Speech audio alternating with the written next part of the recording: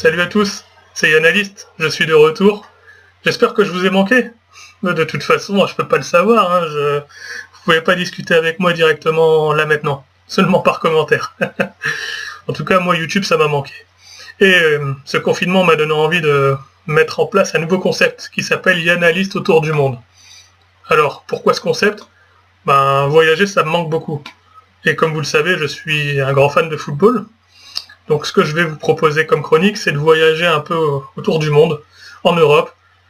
On va aussi pousser le délire jusqu'en Asie ou en Amérique latine. On va parler de sujets de football liés à ces pays-là.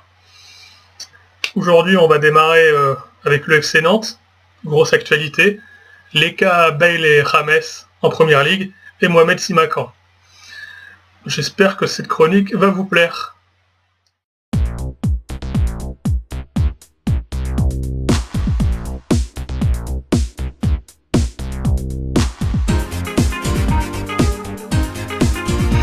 Alors, nous allons démarrer cette chronique avec le FC Nantes. Début animé pour Raymond Domenech au FC Nantes. C'est un article que j'ai trouvé dans le média La Presse, trouvé sur internet. Bon, pourquoi les débuts sont animés? Je sais pas si vous avez suivi, mais moi ça m'a fait un peu sourire. C'est une dizaine de supporters qui arrivaient à l'entraînement, qui a posté un poste de radio avec une musique de cirque, le Kita Circus, juste à côté de la pelouse, au nez à la barbe des joueurs et de l'entraîneur. Alors, moi, le FC Nantes, c'est un club que j'ai kiffé, que j'ai adoré quand j'étais enfant. J'ai vibré quand ils ont été champions. Ils avaient un jeu magnifique, ils ont pas mal de joueurs que j'adorais. Hein. Michael Landreau, Darocha, Moldovan, Fabry, ou même Savino à l'époque. Et je comprends pas ce choix de Raymond Domenech. Raymond Domenech, c'est l'homme des fiascos de 2008 et 2010. Il n'a pas entraîné depuis 93. Je pense qu'il est complètement déconnecté du monde professionnel, en tout cas de comment on entraîne aujourd'hui. N'oubliez pas, il était contre Claudio Ranieri quand celui-ci est arrivé au FC Nantes. Il était contre parce que Claudio Ranieri avait 65 ans. Il est contre les contrats de courte durée pour les entraîneurs de 6 mois. Pourtant, M. Domenech, il a 68 ans aujourd'hui. Il arrive pour 6 mois. C'est totalement contradictoire. Qu'est-ce qu'il faut en déduire? Que M. Domenech pense que les règles s'appliquent aux autres mais pas à lui-même? Il aurait changé d'avis entre-temps? Le débat est ouvert. Quant à M. Kita, oui certes, c'est lui qui met son argent dans le club depuis 2007. C'est sa fortune personnelle, mais est-ce que ça lui donne le droit, mais est-ce que moralement il peut se permettre de jouer autant avec les supporters, de collectionner les mauvaises décisions comme ça? On dirait un troll vivant, Valdemar Kita aujourd'hui. Alors, est-ce qu'il faut être de l'avis de certains supporters qui veulent que le club descende le plus bas possible pour repartir de zéro comme le Racing Club de Strasbourg et faire partir finalement toutes les personnes nuisibles autour de Kita et autour de la direction du club? Moi, c'est pas mon avis, parce que y a quand même des gens au FC Nantes qui se donnent à fond. Et ce serait malheureux pour eux qui perdent leur emploi. Ce serait malheureux pour le club, pour les supporters malgré tout si le club descend. Moi, je souhaite le meilleur au FC Nantes.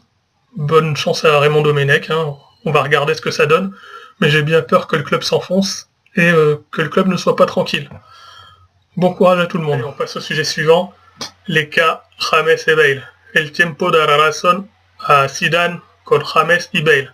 C'est ce que Marca raconte dans un de ses articles. Le temps donne raison à Zidane à propos de Bale et de James. Force est de constater que c'est vrai, parce que les débuts de ces deux garçons ne sont pas tonitruants. D'abord, Bale a fait des débuts plutôt cool, plutôt prometteurs. Hein. Il marque 3 buts avec Tottenham avant de totalement s'effacer, pour cause de blessures apparemment. James c'est un peu pareil, 3 buts, 3 passes D. On pense qu'il va prendre le jeu à son compte et qu'il n'est pas étranger au bon début de saison d'Everton, et puis peu à peu il disparaît.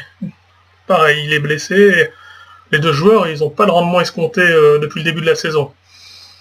Alors moi je pense que le problème il est surtout mental parce que c'est des joueurs extraordinaires. Hein. Pour moi ils ont le potentiel d'être les deux coqueluches de la première ligue, mais pour l'instant Zidane a raison. Il a bien fait de se séparer en tout cas au moins provisoirement de ces joueurs-là au Real Madrid. Malgré tout je leur souhaite le meilleur, j'espère qu'ils vont se relever très vite et qu'ils vont faire le bonheur de leur club respectif. On passe au cas Mohamed Simakan, donc voici ce que j'ai trouvé dans la Gazzetta dello Sport, célèbre journal italien. Simakan, cosa un ex bomber è diventato l'anti-Mbappé. Simakan, un ex-attaquant devenu l'anti-Mbappé. En effet, il faut savoir que Simakan, quand il était jeune, il marquait but sur but. C'était un phénomène. Et puis, en s'approchant du monde pro, il a été repositionné.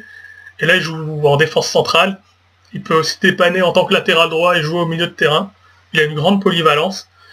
Et malgré son jeune âge, c'est un des meilleurs défenseurs du championnat. À tel point que certains clubs italiens font des appels du pied pour le recruter. Notamment le Milan AC. On parle d'une offre de 15 millions. Je sais qu'à Strasbourg, à mon avis, pour 15 millions, ils ne vont pas le lâcher. Donc, que conseillerais-je à Mohamed Simakan? C'est sûr, il ne va pas jouer la Coupe d'Europe tout de suite avec Strasbourg, même s'ils ont joué les barrages l'année dernière. Malgré tout, il y a un bon exemple d'un joueur qui est parti vite de son club formateur, c'est Raphaël Varane.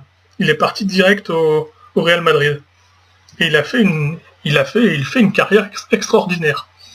Pourquoi? Parce que c'est quelqu'un de très sérieux et à l'écoute des grands joueurs.